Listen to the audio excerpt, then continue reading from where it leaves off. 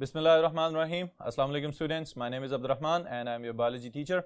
आज जो स्टूडेंट्स हम टॉपिक स्टार्ट करने जा रहे हैं चैप्टर नंबर 8 का इंतहाई अहम टॉपिक है economic gains and losses due to fungi.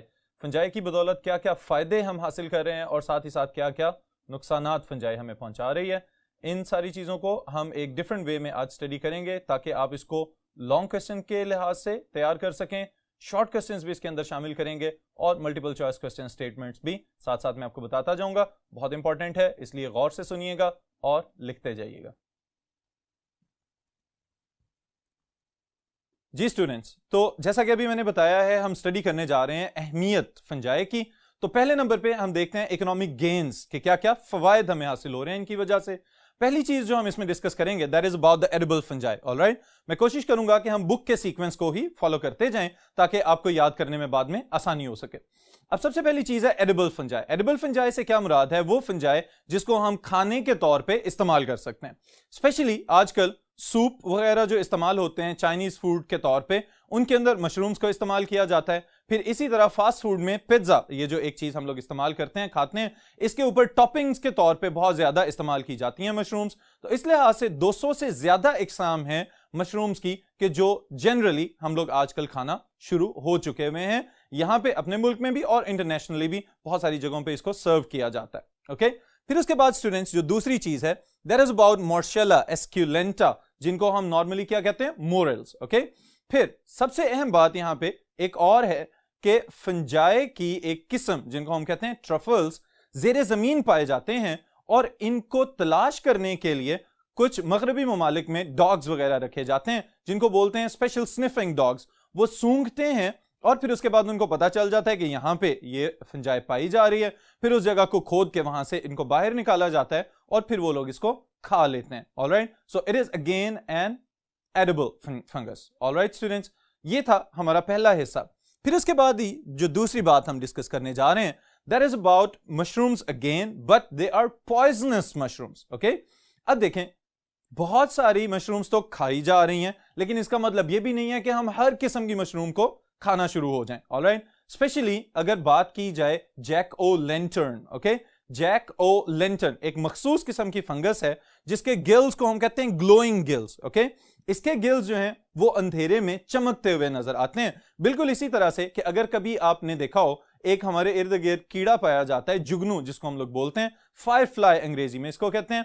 अब स्टूडेंट्स, ये जैसे कीड़ा ग्लो करता है अंधेरे के अंदर, बिल्कुल इसी तरह से ये जो ग्लोइंग फंगस या जैक ओ लेंटर्न जिसको हम कह रहे हैं, इसके गिल्स भी चमकते हुए नजर आते हैं। और इसकी वजह क्या है? एक मखसूस किस्म का एंजाइम जो उस कीड़े में और इस फंगस में कॉमन है दैट इज ल्यूसीफेरेज, और एक प्रोटीन जिसका नाम है ल्यूसीफेरिन। ऑलराइट, उसकी वजह से इनके अंदर यह खसूसियत पाई जाती है कि ये चमकदार सलाहियत अपने अंदर पैदा कर सकें।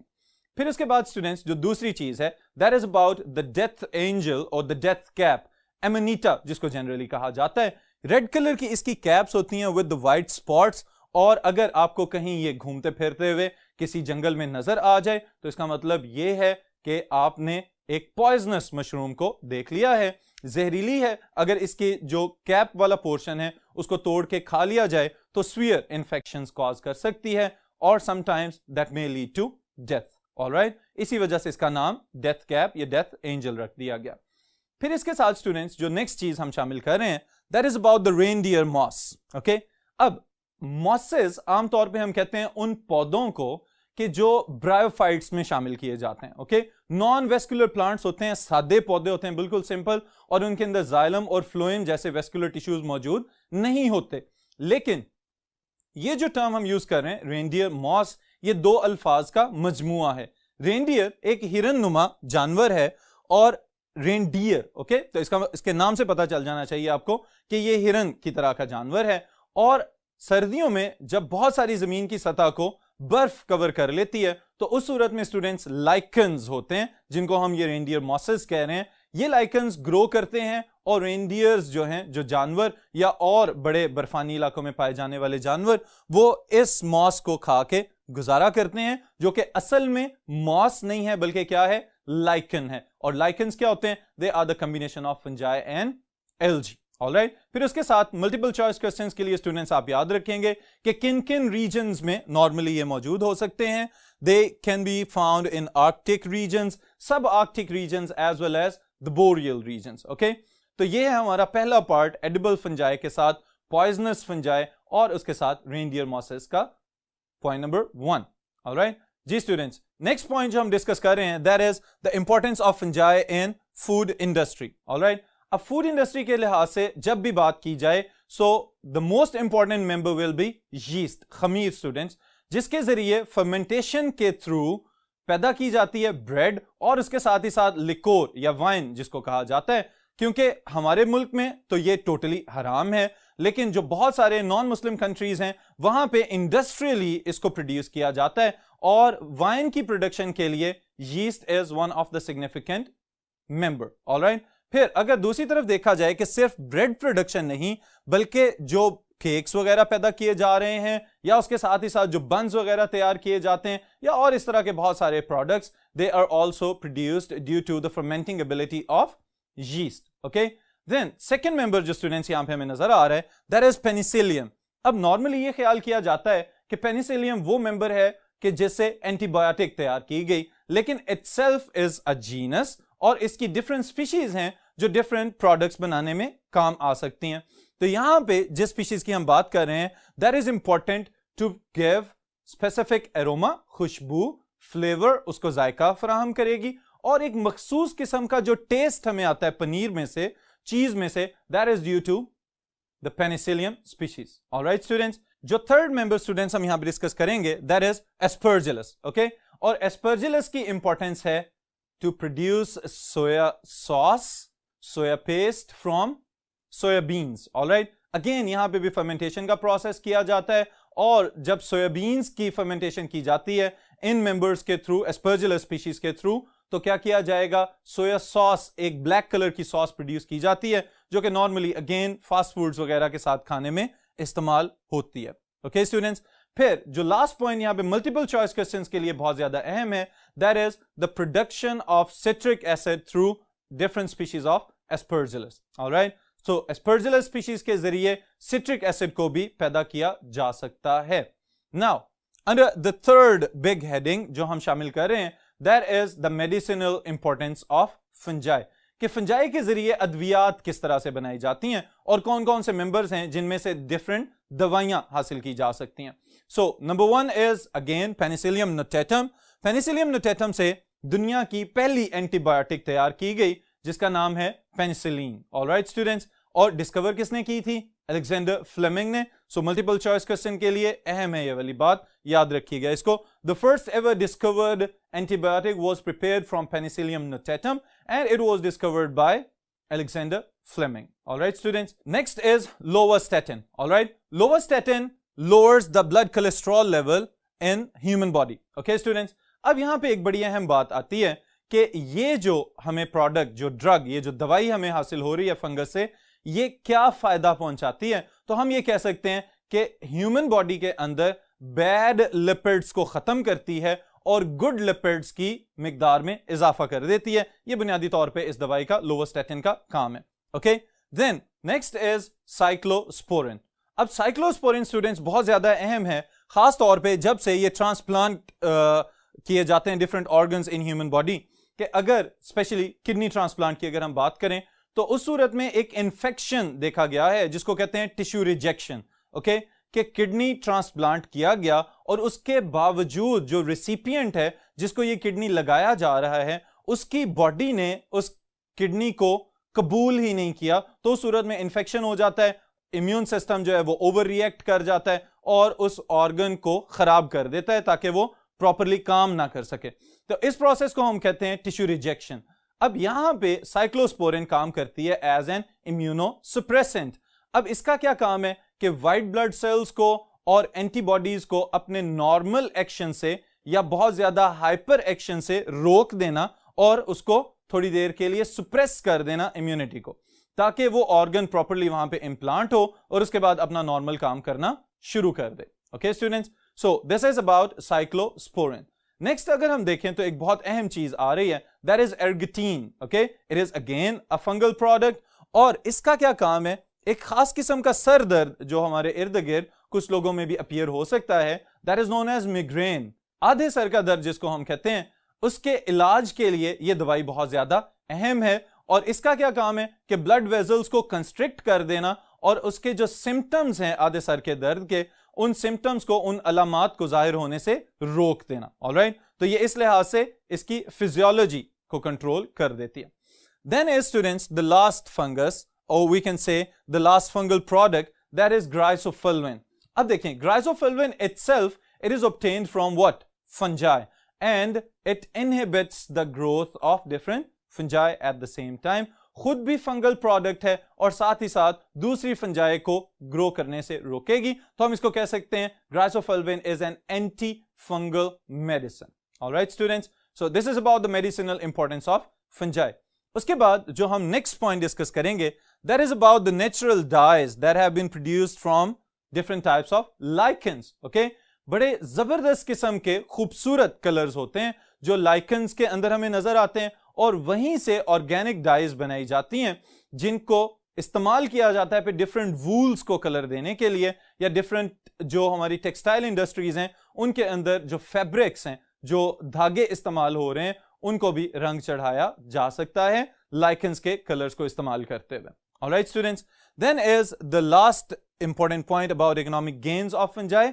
आपकी बुक के सीक्वेंस के लिहाज से मैं ये बात कर रहा हूं, it is what, the importance of fungi and genetic engineering. Alright students, जब हम जेनेटिक इंजीनियरिंग की बात करते हैं तो फौरी तौर पे हमें इस बात का अंदाजा होना चाहिए कि जेनेटिक इंजीनियरिंग में वो ऑर्गेनिजम्स इस्तेमाल किए जाएंगे जो कम वक्त में ज्यादा पैदावार देने की सलाहियत रखते हों, ताकि हमारे पास बहुत ज्यादा जीन्स और बहुत ज्यादा क्रोमोसोम्स की कॉपीज एक ही वक्त में तैयार हो जाएं। तो इसके लिए again yeast is one of the perfect eukaryotic organism that have been used by molecular and genetic engineers। अब यहां पे किस लिहाज से अहम है, नंबर वन, इसका जनरेशन टाइम यानी कि पैदावार का वक्त बहुत कम है, कम वक्त में ज्यादा पैदावार देने की सलाहियत रखती है। दूसरे नंबर पे बहुत तेजी से जीन पूल डेवलप हो जाएगा। अब इस टर्म को जरा समझिए कि किसी एक जगह पे बहुत ज्यादा जेनेटिक इंफॉर्मेशन अगर इकट्ठी हो जाती है तो उसको हम कहते हैं that is a gene pool. बहुत ज्यादा जीन्स एक ही वक्त में एक ही जगह पे अगर मौजूद हैं तो it can be referred to as a gene pool. Alright, फिर उसके बाद स्टूडेंट्स जो अगली चीज मैं आपको बताने जा रहा हूं, that is one of the most important multiple choice questions of this topic. Yeast was the first eukaryotic microorganism which was first of all selected for genetic and molecular studies। okay, पहला eukaryotic organism है। इससे पहले सिर्फ bacteria को इस्तेमाल किया जाता था जेनेटिक स्टडीज में, लेकिन जैसे ही यीस्ट को इस्तेमाल किया गया तो पता चला कि यूकैरियोट्स के अंदर भी जेनेटिक ट्रांसफॉर्मेशंस और जीनियाती तब्दीलियां लाने की सलाहियत मौजूद है। और इस बात को इंश्योर किस तरह से किया गया कि जब इसके अंदर पहला फंक्शनल आर्टिफिशियल क्रोमोसोम देखा गया या उसको बना दिया गया। ऑलराइट स्टूडेंट्स, अब इससे क्या मुराद है कि नॉर्मली हम ये कहते हैं कि every living organism have its own genetic material, okay, जो कि उसका अपना न्यूक्लियस और उसके अपने न्यूक्लियोटाइड्स वगैरह उस इंफॉर्मेशन को रेगुलेट करते रहते हैं। लेकिन यहां पे अगर हम देखें तो हम ये बात कर रहे हैं कि ये पहला यूकैरियोटिक माइक्रो ऑर्गेनिज्म है कि जिसके अंदर पहला मसनूई लेकिन काबिल इस्तेमाल क्रोमोसोम जो है वो रखा गया, और फिर उसने अपनी जेनेटिक इंफॉर्मेशन को एक्सप्रेस भी किया और प्रोडक्ट्स भी तैयार किए, जिसकी वजह से आज हम इस काबिल हैं कि यीस्ट को इस्तेमाल करते हुए डिफरेंट ग्रोथ हार्मोन्स और दूसरे हार्मोन्स को पैदा कर सकते हैं।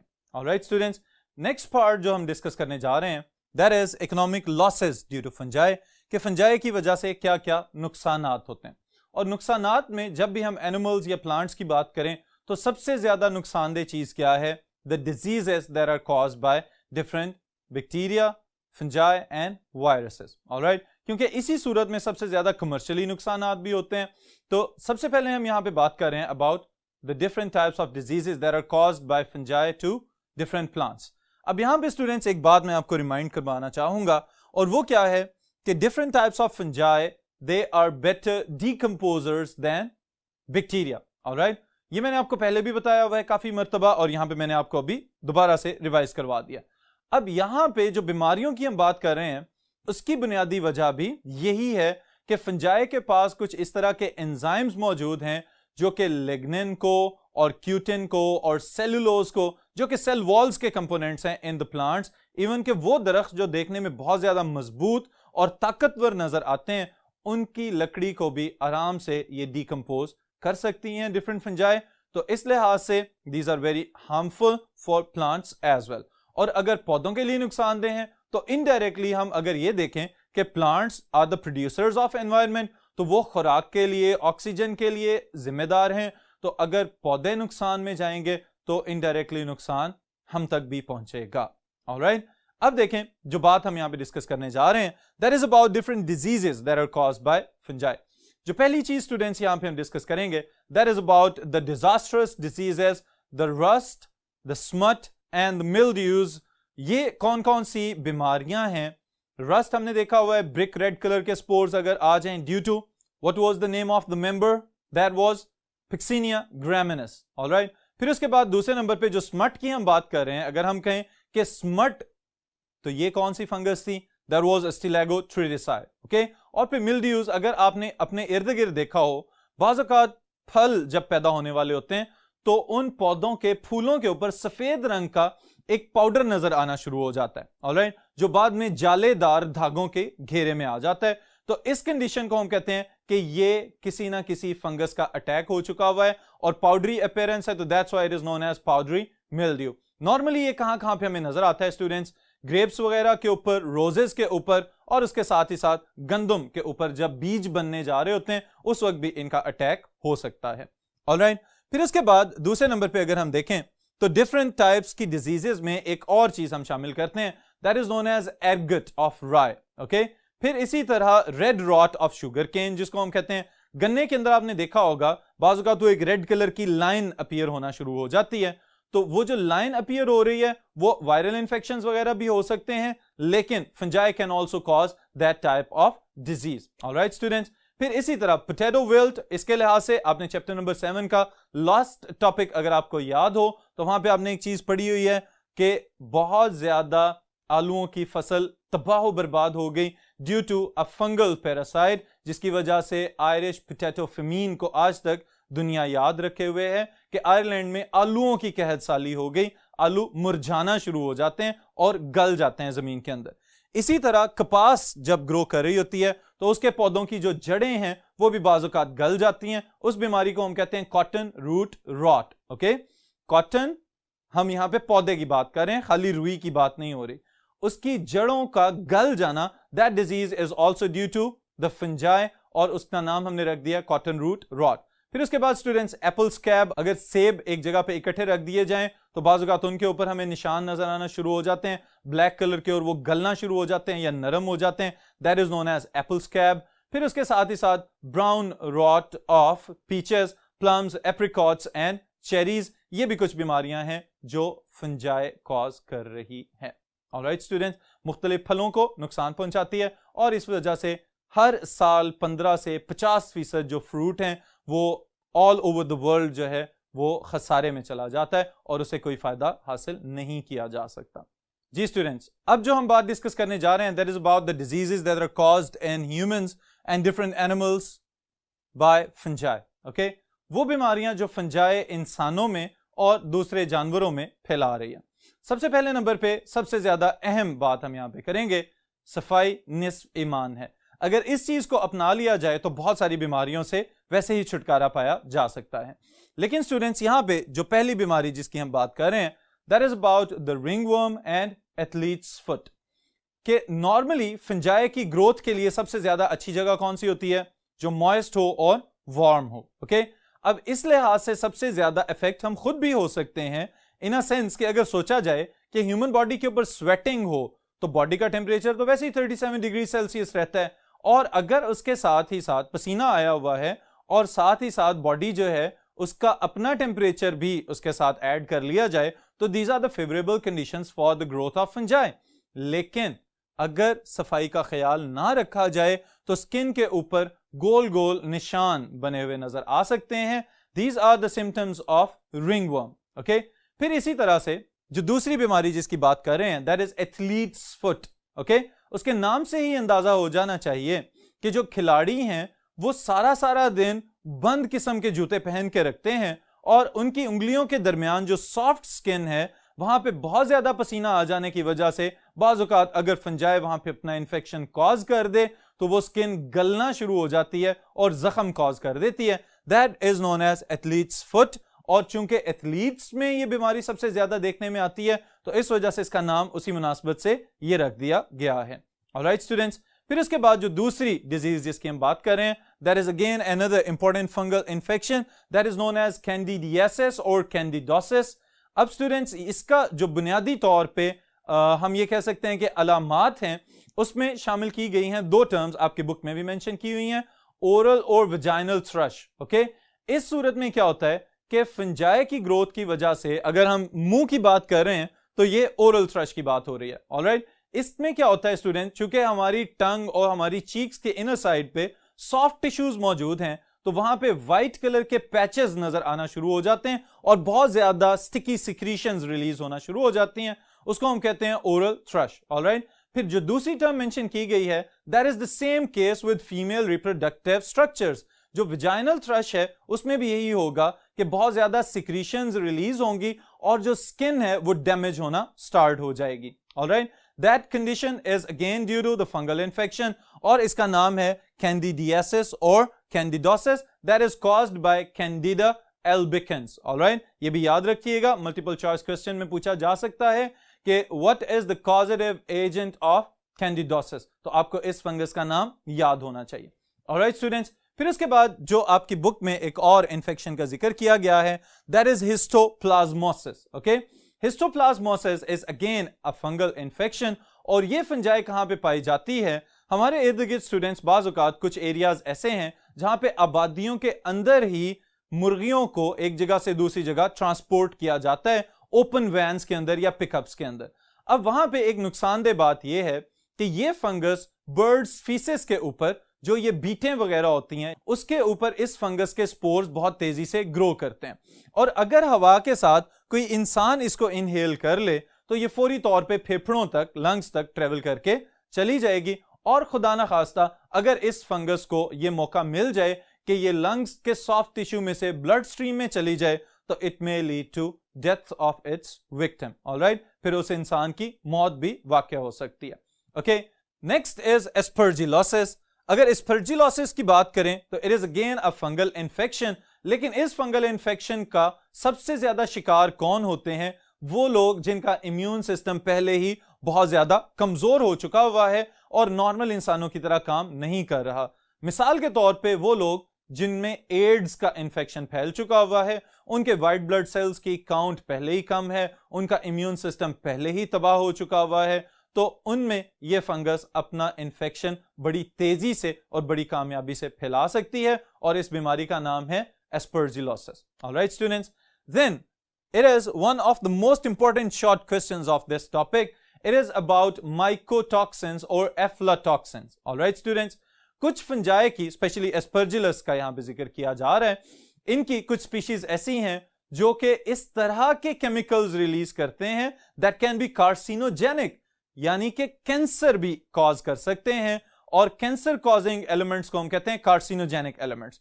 तो वो फंजाई जो केमिकल्स रिलीज करे उन केमिकल्स को हम कहेंगे माइकोटॉक्सिन्स। ऑलराइट, यानी वो जहरीले केमिकल्स जो फंजाई से पैदा हुए हैं, दे आर माइकोटॉक्सिन्स, जहर है और फंगस से पैदा हो रहा है। और अगर हमारी खाने पीने वाली अशिया के ऊपर या दूध और अंडे या इसी तरह से स्टोर्ड कोई बीज वगैरह पड़े हुए उनके ऊपर अगर ये फंगस ग्रो कर जाए तो इसका मतलब ये है कि ये हमें भी नुकसान पहुंचा सकती है। ऑलराइट, स्पेशली जो जानवरों के लिए चारा जखीरा किया जाता है बाज़ औक़ात उनके ऊपर भी ये फंजाई एफ्लाटॉक्सिन्स या माइकोटॉक्सिन्स पैदा कर देती है और अगर वही चारा फिर हम जानवरों को खिला देंगे तो अल्टीमेटली उनके लिए भी नुकसानदेह हो सकता है। ऑलराइट स्टूडेंट्स, फिर उसके बाद students next infection is ergotism, जिसका हम जिक्र करेंगे यहाँ पे। Ergotism is caused bye a fungus. Alright, और इसमें होता क्या है, एक पर्पल एर्गट कंटेमिनेटेड व्हीट की हम बात करेंगे। अब पर्पल एर्गट बेसिकली क्या चीज है कि जो गंदम के बीज हैं उनके अंदर ये फंगस ग्रो कर रही है, और अगर वही गंदम बाद में कोई और इंसान खा ले तो उस सूरत में यहां पे स्पेसिफिक टर्म्स यूज की जा रही हैं जो आपके लिए समझना बहुत जरूरी है। स्पैजम्स कॉज कर सकती है, ऑलराइट। फिर उसके बाद कन्वर्जन्स कॉज कर सकती है, मसल्स के अंदर अकड़ाव आ जाएगा। बिल्कुल इसी तरह से कि जैसे अगर कोई एपिलेप्सी का, मिर्गी का मरीज हो तो उनको जैसे ही वो ट्रिप्स वगैरह या दौरे पड़ते हैं तो उनके मसल्स एकदम अकड़ जाते हैं, अपनी नॉर्मल शेप की बजाय किसी डी शेप फॉर्म में चले जाते हैं। तो इस लिहाज से ये स्पैजम्स या कन्वर्जन्स बहुत ज्यादा नुकसानदेह हो सकते हैं। फिर उसके बाद स्टूडेंट्स एक और टर्म यहां पे यूज की गई है, that is psychotic delusion, alright, कि इसका मतलब यह है कि जहनी सलाहियतों को भी मुतासिर कर सकती है ये फंगस।